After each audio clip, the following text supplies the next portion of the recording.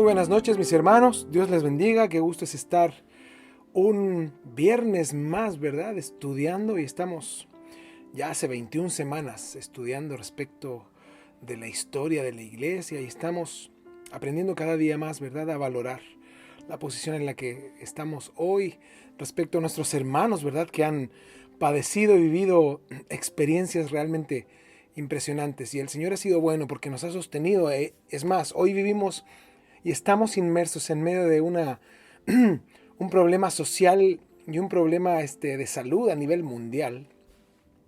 Y podemos ver la mano del Señor, ¿verdad?, a favor de sus hijos, y cómo Él ha tenido misericordia de cada uno de nosotros. Antes de comenzar el día de hoy y la clase de hoy, les invito a que podamos hacer una oración y dar gracias al Señor por este tiempo, dedicar el tiempo al Señor y darle gracias porque podemos reunirnos ustedes y nosotros todos juntos para poder conocer más de la historia de la iglesia. Le invito a que oremos. Señor, te damos gracias. Tú eres bueno con nosotros, Señor. Gracias por tu amor, tu bondad, tu misericordia. Porque has sido bueno, porque has guardado nuestras vidas, porque el día de hoy nos das la oportunidad de estudiar un día más, Señor, respecto de la historia de la iglesia.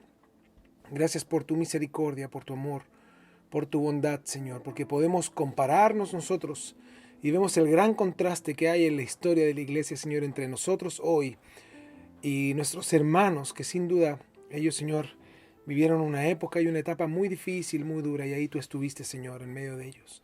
Y sabemos que hoy, como dice tu palabra, también tú estás en nosotros y en medio de nosotros, guiándonos, Señor, y ayudándonos para ser y estar firmes en la fe cada día.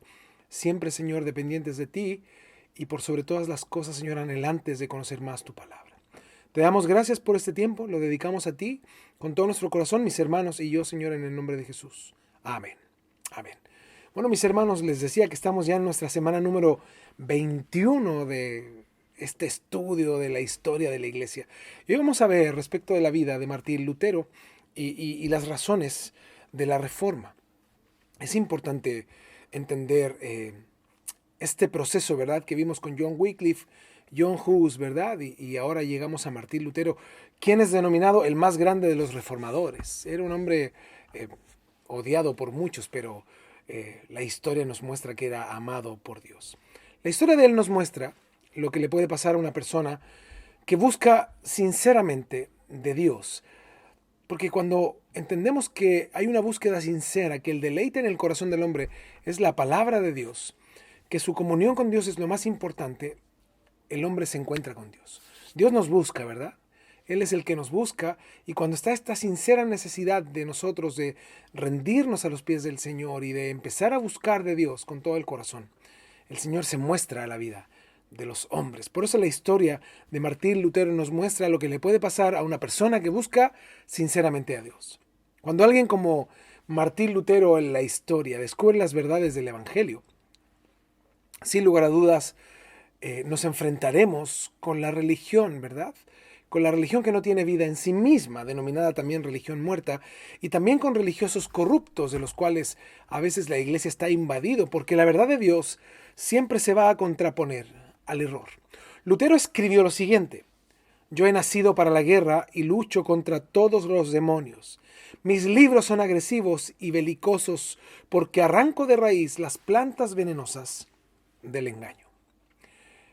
Lutero nació en Eisleben, en Alemania, el 10 de noviembre de 1483. Sus padres se llamaban Juan y Margarita Lutero. Ellos vivieron en un periodo de profunda pobreza y tuvieron que cambiarse del pueblo donde vivían.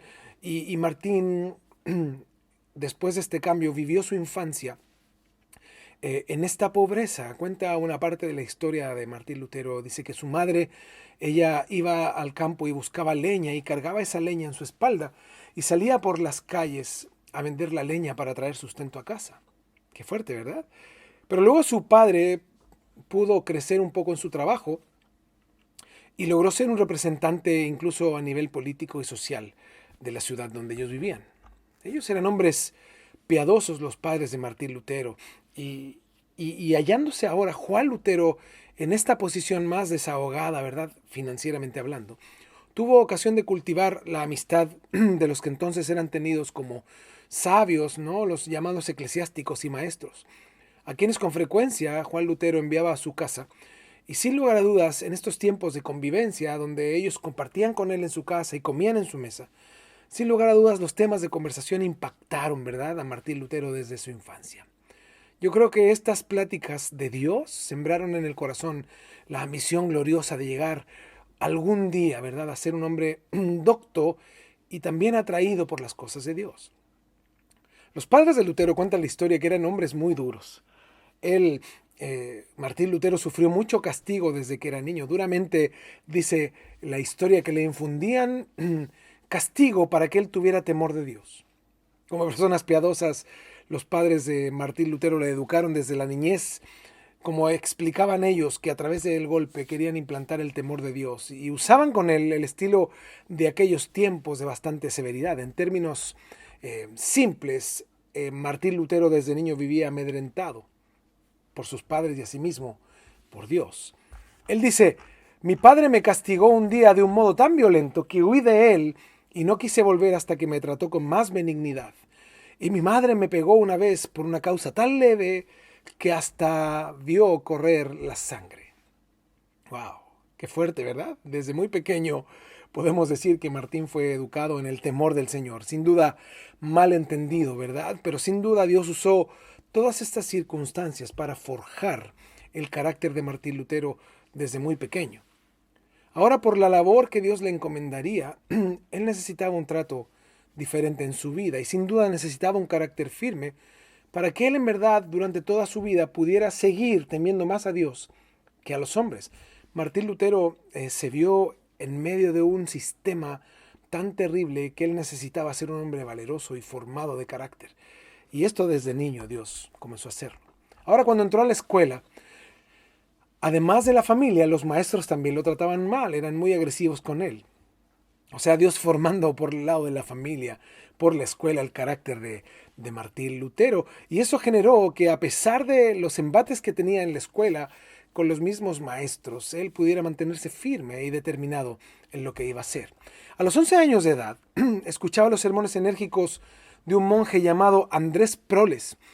Y este hombre, Andrés Proles, denunciaba la corrupción de la iglesia y la corrupción de los ministros de esa época. Entonces Lutero se impactó desde muy joven por los mensajes de este hombre, hablando mal de los que representaban a Dios.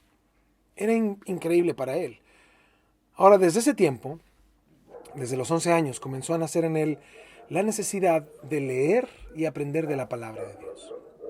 En 1501 entró a la universidad y en la biblioteca se encontró con un ejemplar de la Biblia, la Vulgata Latina.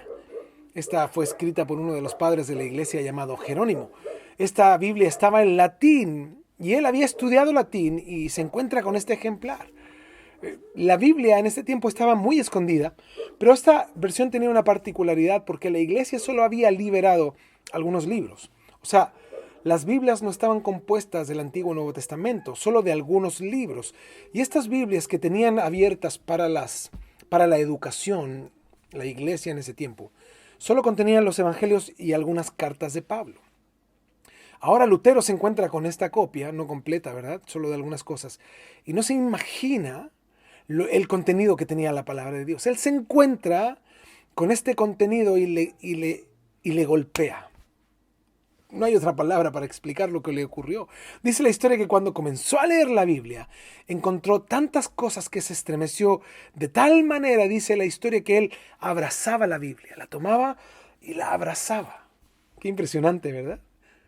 A partir de ese día, él se consideraba un hombre hambriento por conocer la palabra de Dios. Cuenta la historia que uno de los capítulos que más le interesó a Martín Lutero fue en el primer libro de Samuel, porque ya luego de conseguir esta copia comenzó a indagar y a buscar versiones completas y encontró una Vulgata también.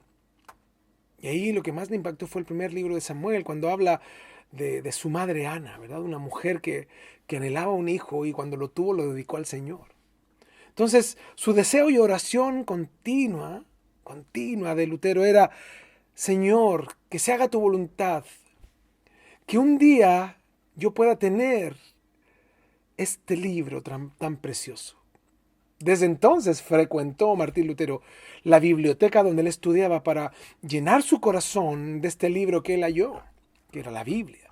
Poco después contrajo una enfermedad grave y muy peligrosa en ese tiempo, consecuencia de su asiduo trabajo, de su constante y arduo trabajo, y ya había hecho incluso el testamento y había encomendado su alma al Señor.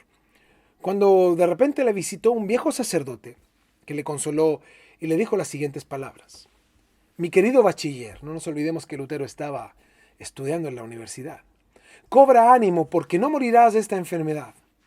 Nuestro Dios hará de ti todavía un hombre grande, que dará consuelo a muchísimas almas porque Dios pone de vez en cuando su santa cruz sobre los hombros de los que Él ama y quiere preparar para su salvación. Y si la llevan con paciencia, aprenderán mucho en esta escuela de la cruz. Wow, ¿se imaginan un hombre que se te acerque en un momento tan terrible de tu vida, pensando que vas a morir, y él te dice, no, mira, Dios te va a usar, Dios va a hacer algo contigo? En efecto, Lutero recobró la salud, siguió sus estudios y se graduó en el 1505 de doctor en filosofía. Según la voluntad de su padre, él debía de estudiar la jurisprudencia, o sea, su padre quería que él fuera abogado. Pero Dios lo dispuso de otro modo. Ahora, la Biblia, el peligro y la enfermedad que le había puesto y las palabras de este hombre, de este viejo sacerdote, habían hecho una profunda, un profundo tesoro en el corazón de Lutero. Porque él había terminado sus estudios de filosofía, pero además de eso, su padre quería que él fuera abogado y las características de Lutero eran para que fuera un hombre muy importante e influyente en ese tiempo. Además, no nos olvidemos que su padre tenía cierta influencia política en el sector donde ellos vivían. Entonces estaba todo el camino de algún modo preparado, pero la Biblia y las palabras de este viejo sacerdote, sumado a la enfermedad que él padeció, él tuvo en la mente una pregunta. En su corazón siempre se planteaba una pregunta y era, ¿qué es lo que debo de hacer para ser salvo? ¿Qué pregunta, no? En el corazón de Lutero. ¿Qué debo de hacer para ser salvo? En aquellos tiempos la respuesta a tal pregunta era por lo general lo siguiente. El convento, con sus oraciones, ayunos, vigilias y otras obras llamadas obras meritorias, era el camino seguro al cielo. Qué consejo, ¿verdad? Fíjense, el camino seguro eran oraciones, ayunos, vigilias, obras meritorias. Todo eso junto permitía al hombre salvarse. No nos olvidemos que todo esto tiene relación con la salvación por obras, no por fe. Entonces, Lutero tuvo por mucho tiempo el deseo de entrar a un convento, considerando la salvación por obras. Él entendía que debía de satisfacer esta voz de su conciencia que le despertaba cada día a vivir para Dios, pero él pensaba en la salvación por obras. Un día, volviendo de la casa paterna, en Mansfeld, y en el camino cerca del pueblo de Stotternheim, le sorprendió una tempestad. O sea, él venía a caballo, venía cabalgando, en este trayecto, regresando de la casa paterna, y un rayo cayó cerca de él. O sea, él venía en esta tempestad en caballo y un rayo cayó y le causó tal impresión que él determinó hacer algo con su vida. Él se dio cuenta que fue uno de los momentos más críticos y decisivos de su vida. Y se volvió a Erfurt, que era otra ciudad, y agitado su imaginación con pensamientos y dudas respecto a la salvación de su alma, solo consideró que un convento podría proporcionar de algún modo, según él creía, la paz que él anhelaba en su interior. Y su resolución ahora era inquebrantable. Él estaba totalmente decidido. Y a nadie le comunicó su propósito. Solo planeó algo. Una noche convidó a sus amigos a la universidad y organizó una fiesta, una cena llena de música y risas. Y él habló con algunos de sus amigos y les dijo, miren, esta hoy es la despedida mía con el mundo. Desde hoy en adelante, dice, ocuparé mi lugar en la búsqueda de Dios. O sea, ahora ya no serían sus amigos los que ocuparían su vida, sino que los frailes. Él tenía buenos compañeros y ahora los frailes tomarían esos lugares. El trabajo y el placer ya serían transformados por una vida ahora dedicada para Dios. El silencio del claustro ahora sustituiría a aquellos entretenimientos de los cuales estaba despidiendo Martín Lutero.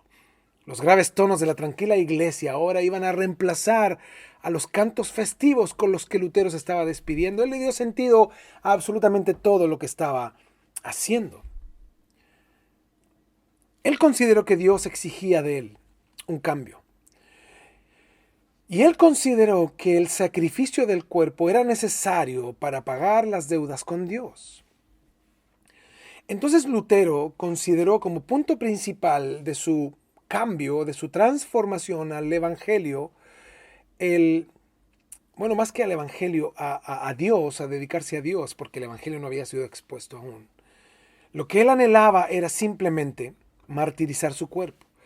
Es increíble, ¿no? El concepto de Lutero, el martirizar el cuerpo, para agradar a Dios. Y esto él lo experimentó desde niño, no nos olvidemos. Sus padres, ¿verdad?, lo golpeaban para el temor de Dios, sus maestros también, y ahora sin duda toda su vida fue rodeada por esto del martirio. Y él consideró de manera personal que esto era parte del verdadero evangelio que él quería vivir. Entonces comenzó a martirizar frecuentemente su cuerpo. Al fin de esta reunión, Lutero, no pudiendo contener los pensamientos graves que ocupaban su alma, habló con sus amigos y les dijo lo que él haría, irse a un convento. Sus amigos quedaron atónitos, ¿verdad? Y procuraron sin duda disuadirle. Dijeron, no lo hagas, por favor, pero fue todo inútil. Esa misma noche, ese mismo día, tal vez temiendo que otros intentaran a lo mejor detenerle, ¿verdad?, si supieran su propósito, sale de este cuarto en la universidad, después de esta cena, deja ahí toda su ropa, todos sus libros. Solo se llevó un libro en ese tiempo porque él no podía sacar la Biblia, ¿verdad? No tenía todavía una copia de la Biblia. Solo se lleva un libro, a Virgilio y a Plauto, y sin consultar con su padre, en la noche del 17 de julio de 1505, llama a la puerta del convento de los agustinos en Erfurt.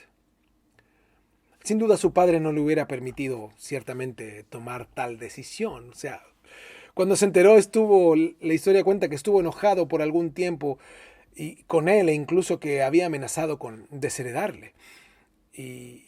Y bueno, su padre, por más que quiso persuadir o enojarse con él, no consiguió nada. Es más, cuando Lutero golpea la puerta de este convento de los agustinos en Erfurt, dice que la puerta se abre y se cierra tras él.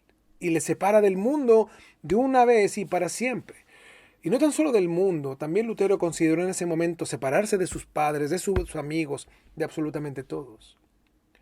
Y ahora esta tétrica comunidad de monjes, no nos olvidemos de la decadencia que estaba toda este sistema, ¿verdad? No tan solo decadencia, un concepto y una terminología y una ideología totalmente perversa y corrompida, ¿verdad? Pero ahí estaba el Señor tratando con un hombre, que eso es impresionante. Ahora, él entra a este lugar y le saludan como hermano. Lutero tenía en ese entonces, y la historia lo marca, 21 años y 9 meses cuando entró Lutero a este convento. El 17 de diciembre de 1505 ingresó a las filas Martín Lutero de los monjes agustinos, los más estrictos de la época. Él creía que con ayunos, como le habían dicho, oraciones, suplicios, autoflagelaciones, salvaría su vida del infierno. Él tenía 22 años. Cuenta la historia que él se latigaba, se flagelaba, hasta que saliera sangre se golpeaba. Ahora los frailes le acogieron con gozo, sin duda. No era pequeña satisfacción para su amor propio, porque los frailes vieron que él era un doctor y era para ellos estimado haber abandonado la universidad después de haberse recibido y no haber seguido estudiando otra carrera, haber dejado la universidad para entrar al convento. Sin embargo, esta emoción fue solo inicial porque al momento le trataron con dureza. Cuenta la historia que le destinaron a Martín Lutero los trabajos más viles que existían dentro del convento. Querían humillarle y demostrarle que todo su conocimiento, toda su ciencia, todo su intelecto no le daba ningún lugar de privilegio ni de preeminencia entre sus hermanos en el convento. O sea, querían rebajarlo a él. El que antes era doctor en filosofía, ahora debía ser el portero, arreglar el reloj, limpiaba la iglesia y barría las celdas. Y cuando este pobre fraile ahora llamado Martín Lutero era portero, sacristán y criado del convento, hacía todo, cuando terminaba sus tareas diarias, le decían, ahora marcha con la alforja por la ciudad. ¿Qué es lo que era esto? La alforja era como un saquito, un recipiente, y debía de marchar por las calles de Erfurt con este saco, ¿verdad? De alforja, un saco, y mendigar pan casa por casa para los frailes. Entonces él se iba casa por casa con este recipiente, este saco, y mendigaba pan. Lutero todo lo sobrellevó con humildad y paciencia. Él dice que quería acabar la buena obra de su propia santificación por sus propias fuerzas, porque Lutero no conocía otro camino. Y si algunas veces tenía media hora en el día para poder ocuparse de sus libros, y tenía un espacio de tranquilidad, venían los monjes, le injuriaban, le quitaban los libros y le decían con enojo, ve a mendigar. Le decían mendigando y no estudiando. Decían ellos, mendigando crece nuestro convento, se puede sostener. En esa escuela tan dura, y yo encuentro esto muy curioso porque vemos la riqueza y la pompa con la que vivían, ¿verdad?, los sacerdotes de ese tiempo. Pero ¿por qué en este convento no había dinero? Ya sabemos, porque se hacían ricos otros, hacían estas cosas otras personas, pero en realidad no daban nada para los que querían buscar de Dios. Esta escuela tan dura le sirvió a Lutero para adquirir una mayor firmeza. Fíjense cómo Dios trató con él desde niño, en la escuela, en la universidad y ahora cuando él quiere buscar de Dios incluso en el convento. Él, además de estar firme, se mantuvo constante. No cambió a pesar de lo que encontró en el convento. Y él más adelante demostró todas sus resoluciones cuando le toca comenzar esto de la reforma protestante y comenzar a hablar frente no tan solo a los líderes de la iglesia, sino frente a todos los que creían en este falso evangelio. Es más, su firmeza ante las aflicciones y ásperos tratos fortaleció su voluntad. Dios le ejercitaba a Lutero en la constancia en cosas pequeñas, a fin de que después fuese apto para perseverar en grandes cosas. Dios así nos trata, mis hermanos. En lo poco fuiste fiel, sobre mucho te pondré. Para muchos es una frase, pero no, Dios trata con nosotros en cosas pequeñas, para forjar nuestro carácter, para llevarnos a grandes cosas. Sin duda Dios así lo hace. Este trato duró un tiempo. Y ocurrió que, al enterarse del consejo de la Universidad de Erfurt, el maltrato que estaba teniendo Lutero en el convento, fueron a hablar con ellos y lograron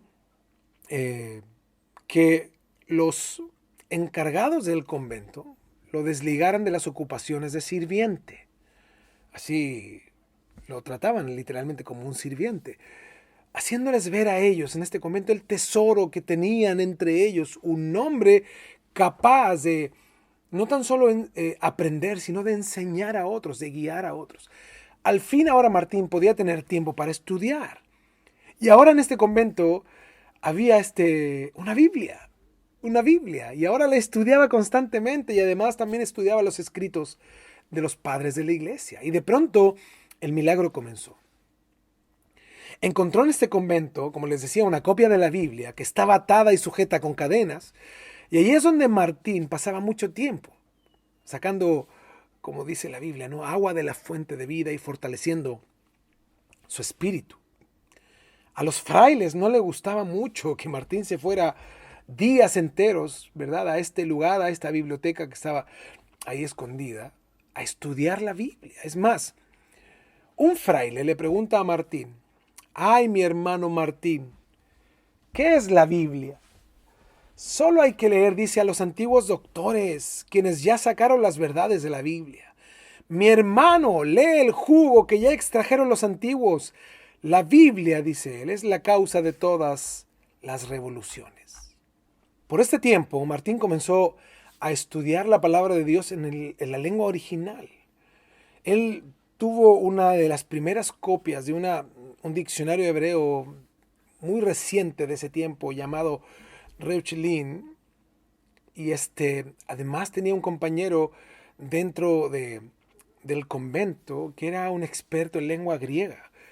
Y él tuvo una amistad muy íntima con este hombre, se llamaba Juan Lange, y este hombre probablemente le dio las primeras direcciones respecto a cómo interpretar la Biblia. Y llega un momento donde también él encuentra un comentario bíblico de un hombre llamado Nicolás Lira, que había muerto en 1340. Y él se propuso algo en su corazón. Dice la historia que él dijo: yo quiero ser más consagrado que todos los monjes. Cuenta la historia que él comía muy poco, dormía muy poco y continuamente se confesaba. Y una vez estuvo, dice la historia, 11 horas confesando sus pecados. ¿Por qué es importante ahondar en estos puntos? Simplemente por algo muy simple. Esto habla de un deseo genuino de limpiar su alma, de limpiar sus pecados. Estamos viendo que la manera es incorrecta, pero el deseo es genuino, ¿verdad? Por eso es importante conocer la palabra, porque la palabra de Dios nos lleva a conocer nuestro corazón a la luz de su palabra, pero para hacer lo correcto. Y esta confesión de sus pecados, sin duda a Martín le traía alivio, que le duraba muy poco. Se recluía y ¿qué es lo que hacía? Flagelaba su carne, se flagelaba, ayunaba, buscaba a Dios a su manera, buscando ser aceptado por Dios. En 1507 fue ordenado sacerdote y el 2 de mayo de ese año celebró su primera misa. El obispo que lo consagró le puso el cáliz en la mano y le dijo lo siguiente: recibe la potestad de sacrificar por los vivos y por los muertos.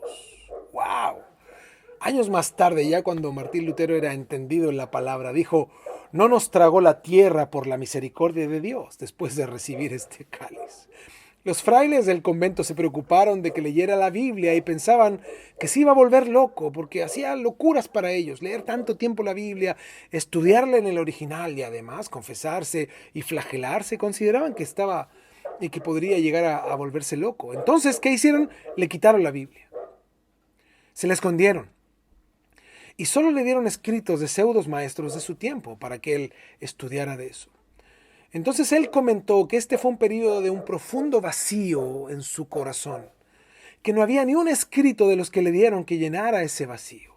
Él sentía incluso que si moría su alma se perdería, pensaba que ya no tenía paz. Es más, dice la historia que en este periodo incluso estuvo 5 días sin dormir. De pronto aparece en su vida otro monje, su tutor.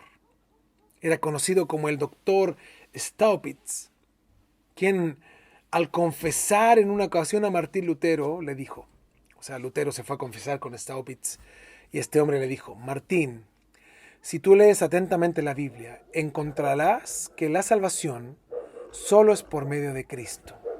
¿Qué? ¿Se imaginan a Lutero? ¿Qué? ¿Cómo es posible esto? ¿Cómo es posible que un monje sabía esto? Es porque este hombre tenía una Biblia y había encontrado a Cristo. Pero en este tiempo, decir que Jesús y que solo Jesús era el salvador de las almas de los hombres era denominado un hereje. Quien lo comentara y quien lo creyera era considerado un hereje, porque ellos, la iglesia de ese entonces, le atribuía la salvación a un montón de santos. A un montón. También le dijo este hombre a Lutero: qué útil y necesaria es para ti haber pasado toda la tribulación de tu vida, porque Dios nunca permite nada sin un propósito. ¡Wow! Este monje comenzó a compartir las verdades del Evangelio en secreto con Martín Lutero. Y le decía: Martín, mira solamente las heridas de Cristo y la sangre que derramó por ti. Ahí es donde la gracia te alcanzará. Échate en los brazos de Jesús. Dios te ama. Él está escuchando tu corazón y te dice: si oyes hoy mi voz, nadie te va a arrebatar de mi mano. ¡Wow! ¿Se imaginan el corazón de Lutero? Las palabras de Jesús.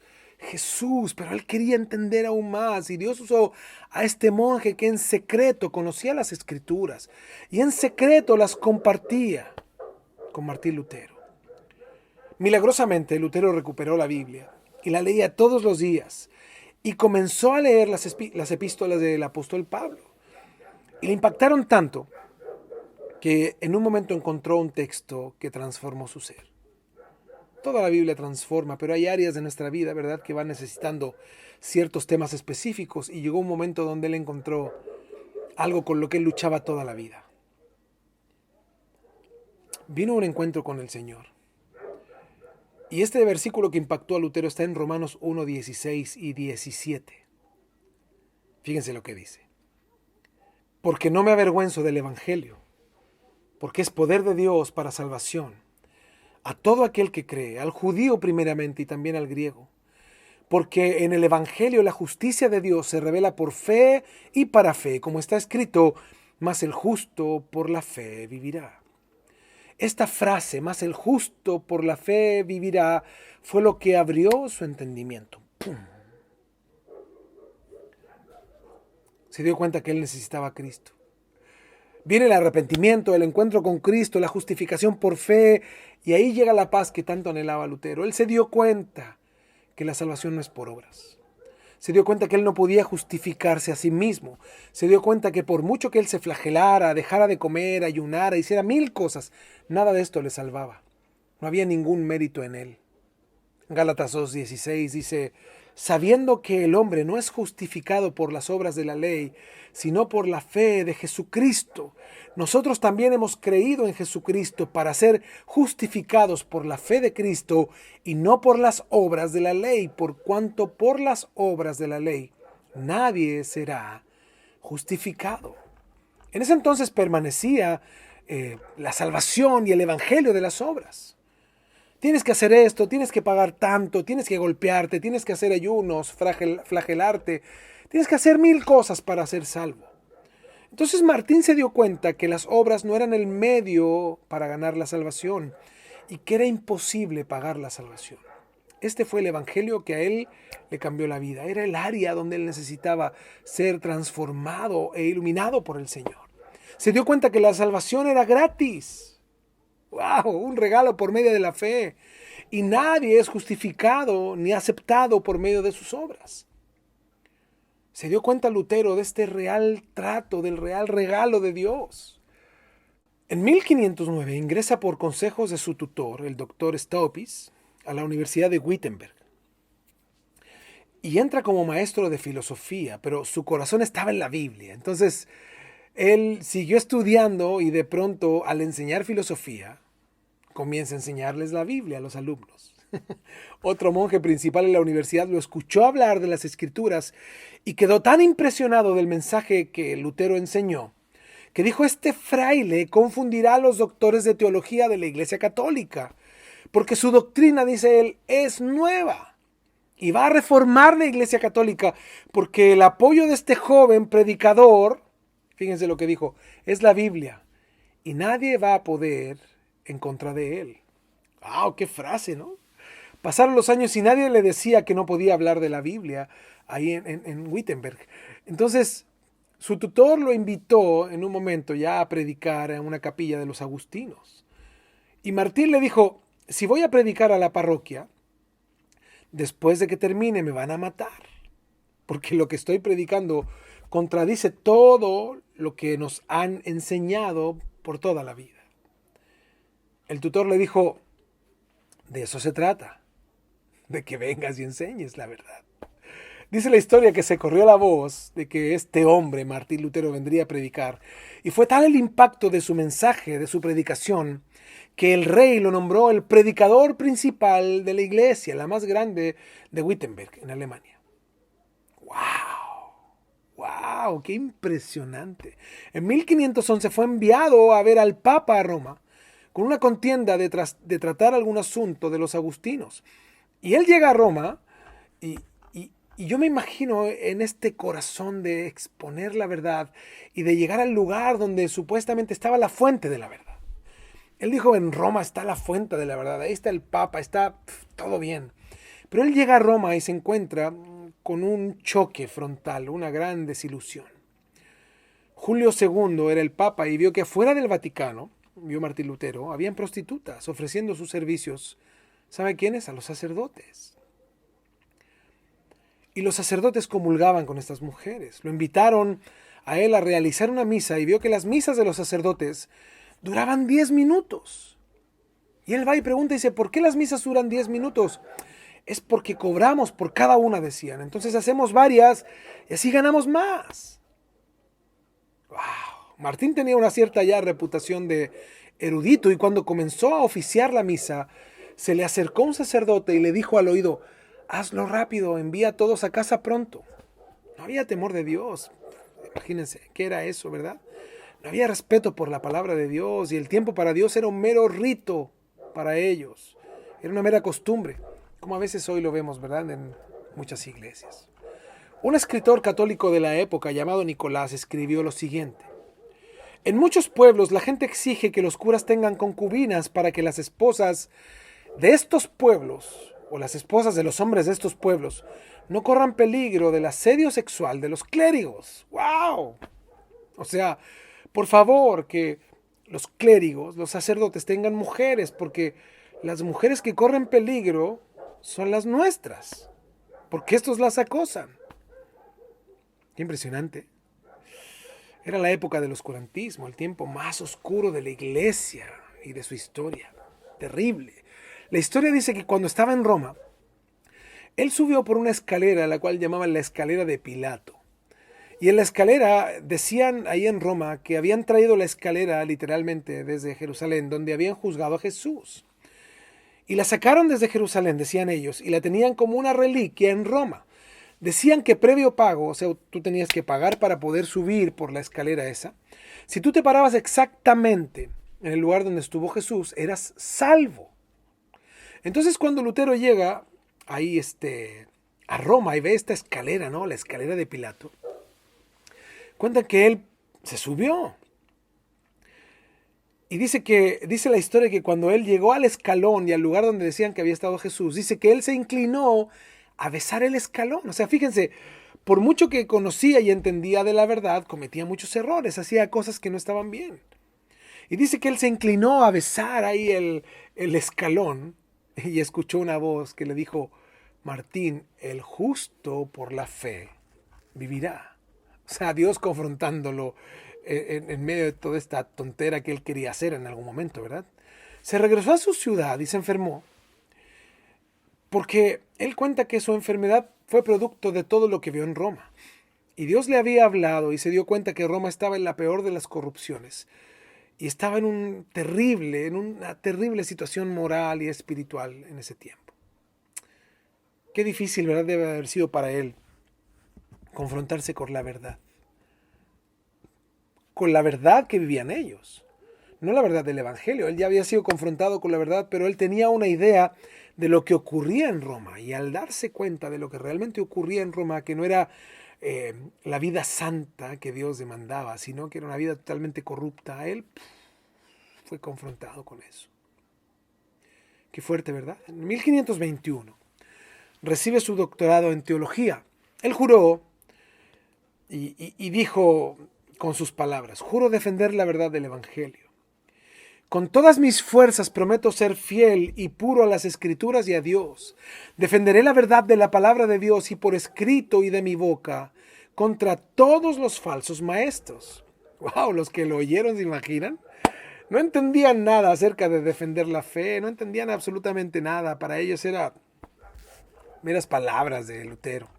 Él estaba plenamente convencido, Lutero, ya acerca de la salvación, acerca de la fe y la necesidad del mundo de conocer las Escrituras. El Papa León X fue un hombre muy ambicioso y también es conocido como un antipapa. En este tiempo, este Papa León X necesitaba dinero para mantener sus gastos y porque ellos llegó un momento donde tenían muchos gastos históricamente en la iglesia. Y los gastos eran, por ejemplo, la guerra de los cruzados contra los musulmanes, ¿no? Que a filo de espada querían ganar adeptos al cristianismo. Además tenía una corte, este papa, de clérigos muy lujosa y era muy costosa de mantener. También quería terminar la Basílica de San Pedro, que ya llevaba varios siglos tratando de ser terminada su edificación y necesitaba dinero para hacer la obra de Dios, según, ¿verdad? La obra de Dios. Ahora, ¿qué hizo? Bueno, lo que hizo es promulgar las indulgencias plenarias. Esto significa que tenía el hombre la capacidad de pagar por los pecados que cometería. Esto quiere decir que el Papa estaba concediendo el perdón de pecados anticipado. Pero esto evidentemente a través de un pago. Sabemos que es prohibido por la Escritura, ¿verdad? Ya lo vimos incluso la semana pasada con la simonía. Entonces, esto consistía en perdonar pecados por anticipado, indulgencias plenarias. Él escogió frailes que fueran pregonando por todo el imperio la bondad papal de las indulgencias. Y cuando los reclutó, los obligó a hacer un juramento de honestidad. ¿Cuál era el sentido de honestidad si estaban diciendo una mentira? Honestidad con el dinero. O sea, lo que les dijo el Papa: ustedes no pueden robar el dinero de las indulgencias. Les prometo el infierno a los que tomen un solo chelín. Hubo un fraile muy famoso llamado Juan Tetzel, es difícil el apellido, Tetzel, Juan Tetzel. Era un monje dominico y este fue elegido por el Papa para predicar la bondad papal de las indulgencias. Curiosamente, este fraile había sido condenado a muerte por adulterio, además por conducta delictiva, pero fue liberado de alguna manera extraña por una mujer de alta sociedad. Y con cinismo este hombre le ponía precio a las indulgencias. Y él decía, este Tetzel, decía: las indulgencias por adulterio cuestan 6 monedas. Las indulgencias por asesinato cuestan 8 monedas. ¿Y qué hizo Tetzel? Una lista y las pegaba en todos lados, estas listas de pecados, para que la gente pudiera pagar con anticipación lo que iba a hacer. ¡Wow! ¡Qué impresionante! O sea, estos hombres sin temor de Dios, sin duda, ¿verdad? O sea, ellos no tenían nada de Dios, pero sí decían ser representantes de Dios. Pusieron precio. ¿A qué? A los pecados. Pero esto es lo terrible, que ellos podían pagar por anticipo. O sea, si yo quería matar a alguien, yo compraba la indulgencia y luego hacía lo que tenía que hacer. Qué impresionante a lo que llegó la corrupción, a ese nivel. Este mismo espíritu se ha metido hoy dentro de las iglesias. Te hablan de bendiciones sin arrepentimiento. Imagínate tarifas de pecados que aún no cometías, y si las pagabas, podías cometer y estabas siendo perdonado por Dios. Hoy el cristianismo, y en el cristianismo se ha infiltrado una cantidad de gente que no hablan de la gracia como una venta barata para que la gente haga lo que quiera. Estamos tan equivocados, mis hermanos. La iglesia debe de levantar el verdadero evangelio para que las personas entiendan que el genuino arrepentimiento es un cambio de conducta.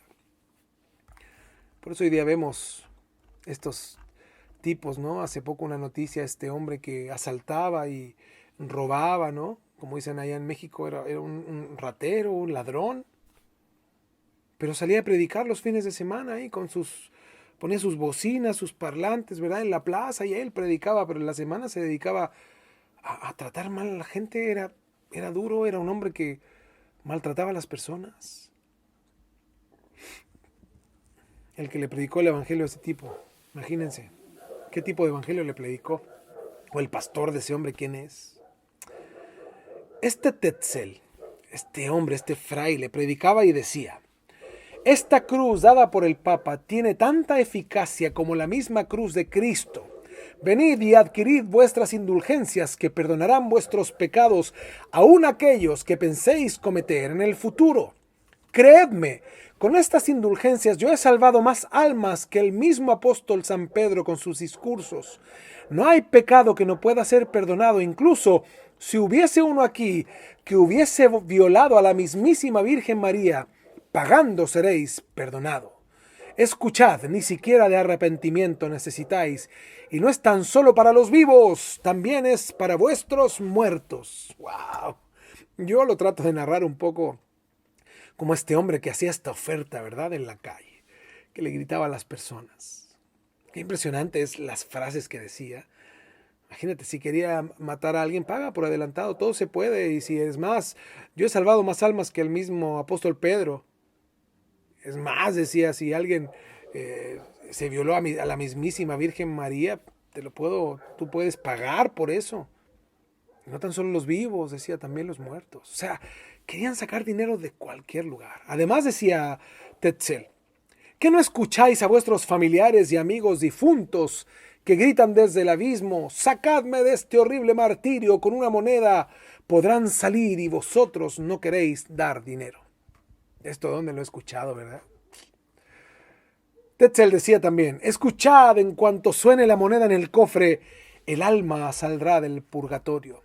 Otra frase dice, oh gentes torpes, casi bestias, ¿qué no comprendéis la gracia que se os concede? El cielo está abierto de par en par, no seáis duros, solo un real de plata y vuestro padre difunto saldrá del purgatorio. También decía Tetzel, yo seré justificado el día del juicio, pero vosotros seréis condenados por no dar una sola moneda. Si no tenéis más que el vestido que traéis, vendedlo y traed el dinero y ganad esta gracia. Sabéis por qué el Papa os da tan inmensa gracia, porque está edificando la iglesia de San Pedro y no habrá otra igual en el mundo. Wow, es cierto, ¿verdad? No hay otra construcción como esa, ¿verdad? Ustedes la están viendo aquí en la imagen, pero construida en base a la mentira y al fraude, al robo, usando a Dios para una construcción humana. Tetzel decía, ¿sabéis que los restos de San Pedro, de San Pablo y de muchos mártires están ahí? ¡Ay! Se están mojando, se ensucian de polvo, ¿los dejaréis en el lodo? Qué increíble, ¿no? Este hombre gritaba a todo pulmón en las plazas de Alemania. Y en presencia del público, él bajaba de los estrados y lanzaba monedas en los cestos donde los juntaban. Es impresionante cómo la gente se conmovía por esto, porque realmente era gente que quería comprar, era más fácil pagar que arrepentirse. La gente quería salvación y perdón, y daban, y daban, y daban, y la iglesia se enriquecía cada día más. El día que se iba a otro pueblo, ese Tetzel se despedía y decía que partiría en la mañana siguiente. Al amanecer, él hacía sonar las campanas de la iglesia y decía lo siguiente: anoche soñé con vuestros familiares que están en el purgatorio y me decían que me quedara un día más a ver si sus familiares pagaban para que ellos pudieran salir de ahí. ¡Wow! ¡Qué increíble!, ¿verdad? Qué tipo tan tranza, ¿no? Tan ladrón, inteligente el hombre para robar. Y también la gente, ¿no? Este hombre, ¿cómo les dice? Oye, ¿sabes qué? Mañana me voy, que estén bien. Pues ya, no pagaron, no importa. Pues soñé con sus familiares muertos, difuntos, que me rogaron que me quedara un día más para que ustedes pagaran por ellos. Qué impresionante. He escuchado eso por ahí, ¿no? Hay iglesias donde dicen, hermano, traiga ya la ofrenda, vamos a dar 5 minutos, ¿no? Antes de que Dios se vaya y ya usted no le dé. Qué triste, ¿no? Los confesionarios estaban vacíos porque la gente prefería pagar ahora las indulgencias a confesar sus pecados. Las indulgencias eran un documento legal de perdón. ¿Usted cree que Dios se quedó callado en medio de todo eso? Claro que no. Comenzó el cambio el 31 de octubre de 1517.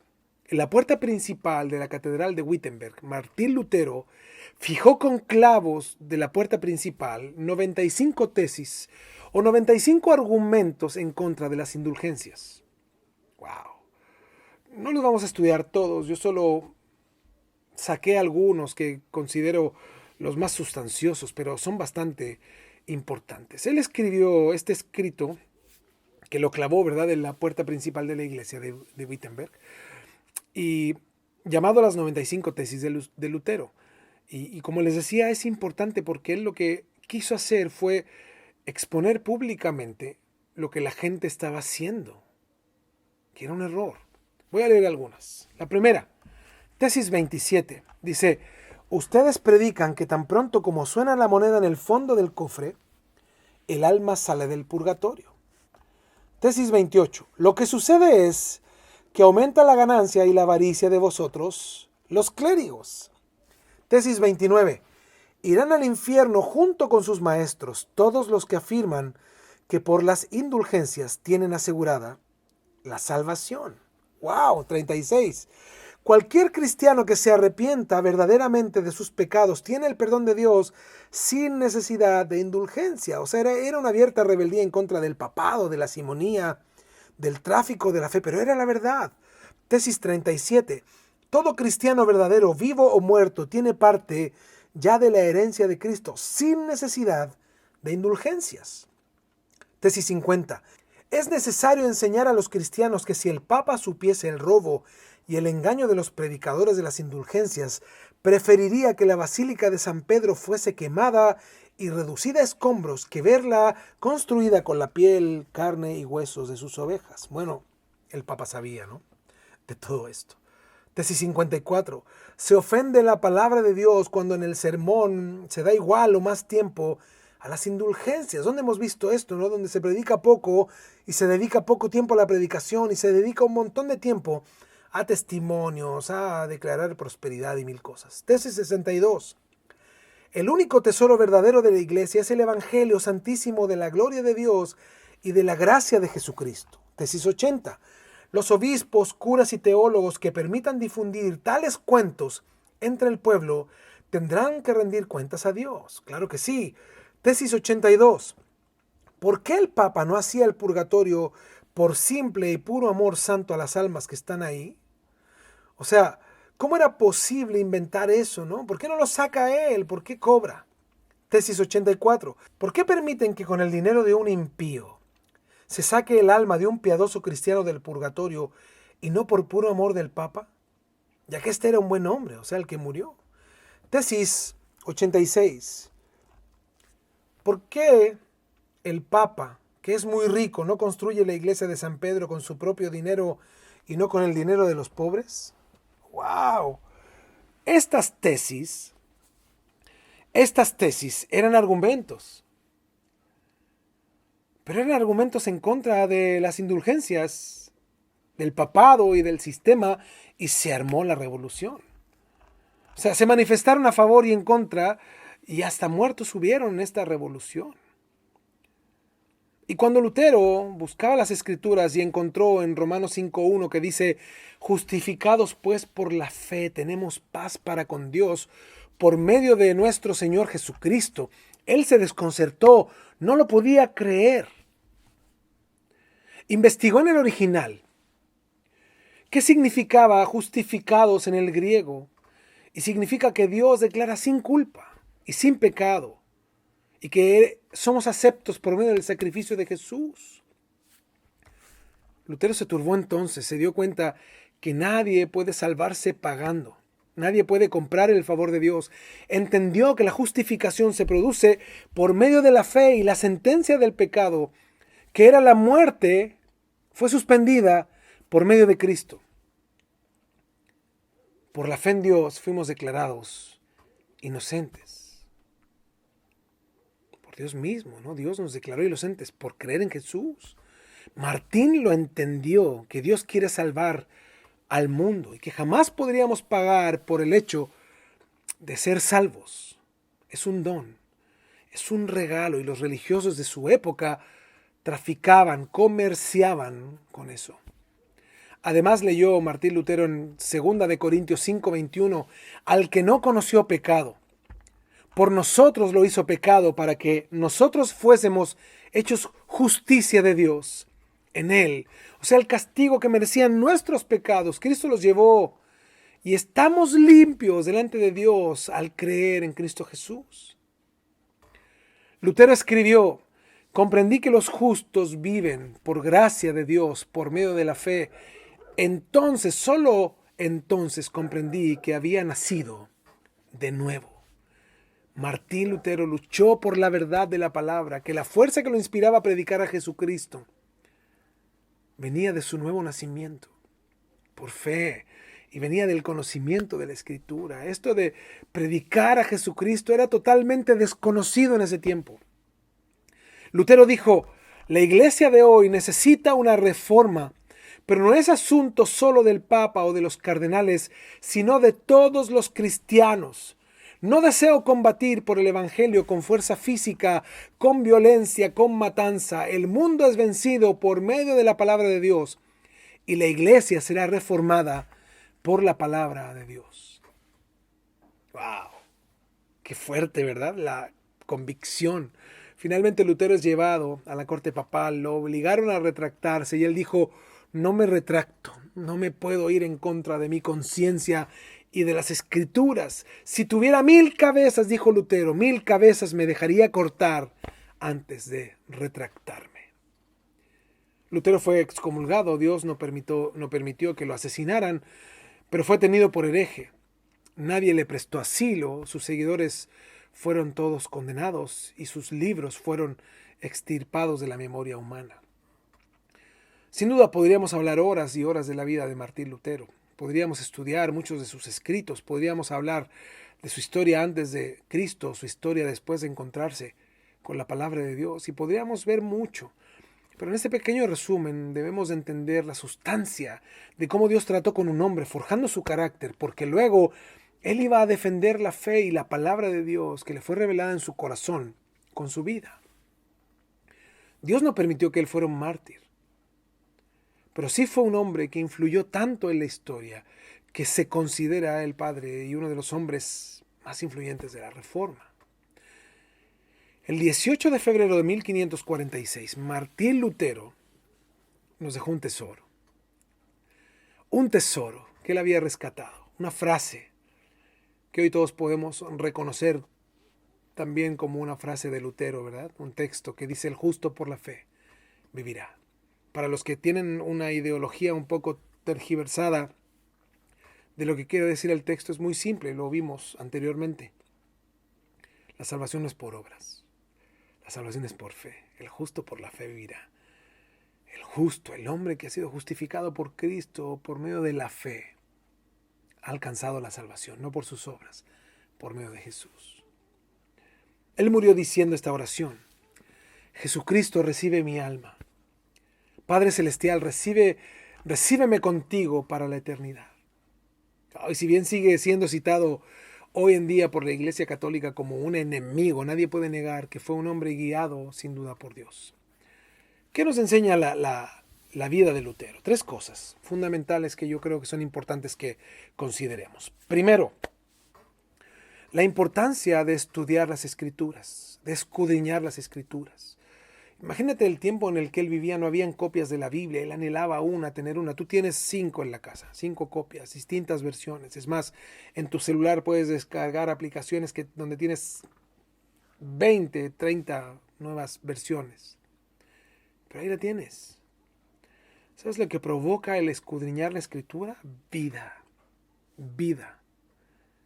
Porque es el alimento del Espíritu, la palabra de Dios, primero.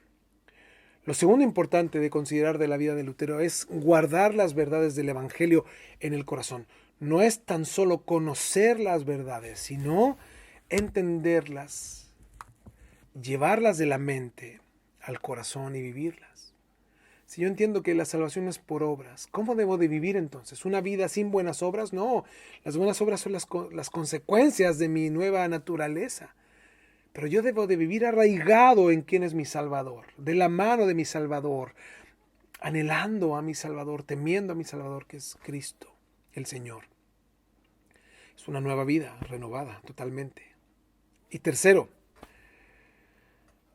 si va a haber una reforma en la iglesia, en el siglo XXI en el que vivimos, ¿verdad? Debe de comenzar por nosotros. ¿Cómo viene esta reforma? Cuando los hombres que dicen ser de Dios buscan a Dios apasionadamente y le conocen. Y se dan cuenta que en el entorno donde están necesita un cambio. Cuando en el entorno cristiano donde están necesita un cambio. Pero ese cambio no es, no, vamos a hacer división. Y como hoy día la gente lo hace, no, vamos a confrontar y un montón de cosas. ¿De qué se trata eso? ¿Qué sentido tiene si no vives el Evangelio?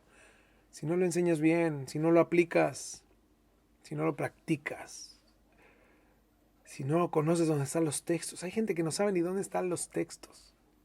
Por eso, mis hermanos, es importante tomarnos estas historias de vida, ¿verdad? Y compararlas con nosotros. La comodidad en la que vivimos hoy.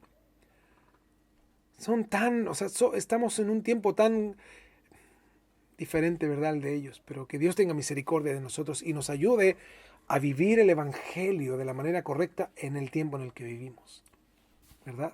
Hoy es importante, mis hermanos, que analicemos nuestra vida a la luz de la historia y le pidamos perdón al Señor, yo creo.